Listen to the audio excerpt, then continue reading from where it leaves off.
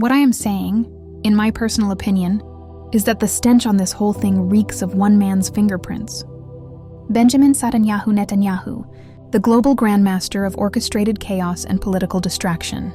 Because let's be real, nobody on earth lives and breathes create a crisis, then offer yourself as the savior, quite like Bibi. He practically invented the playbook for permanent emergency, permanent militarization, permanent fear, and permanent only I can protect you politics.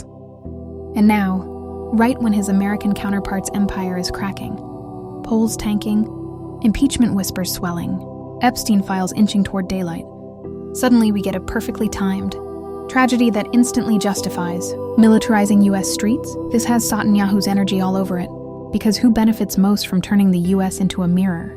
Copy of Israel's hyper-militarized society? Bibi, who's been drooling for decades at the idea of exporting his control model to America. Bibi, who stands to gain when Americans panic. Divisions explode, narratives fracture, and attention gets yanked away from corruption, files, and political collapse. Bibi, who has a long, well-documented history of manipulating crises for political survival. Bibi, who openly brags about understanding America better than Americans do. Bibi, and the second this happens, before the facts, before the timeline, before the evidence, the same tiny army of online Netanyahu comms interns sprint onto social media screeching their script.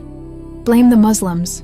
Blame the left. Blame anyone except the people who actually profit from chaos. It's so predictable it's insulting. And don't even get me started on the blurry photos. In 2025, when we can zoom into a license plate from space. When TikTok teens film in 12K clarity on accident. Come on, when images are blurry now, it's because someone wanted them blurry. That's not a tech failure. I am pointing at one man whose political survival has been built on manufacturing terror, inflaming panic, and bending reality into whatever shape protects his power. Because every time Bibi's global alliances weaken, every time public trust cracks, every time corruption creeps toward daylight, every time Americans start waking up and saying, hey, wait a damn minute, boom, suddenly there's a crisis. Suddenly militarization is necessary. Suddenly critics are smeared as traitors or terrorists. Suddenly democracy takes a backseat to security.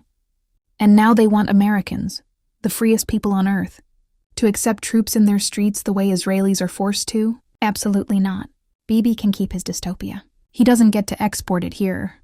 Not through tragedy, not through panic, not through sloppy propaganda, and sure as hell not through the American presidency. In my personal, unapologetic, savage opinion, this has Bibi's signature written in invisible ink and stamped with a smirk.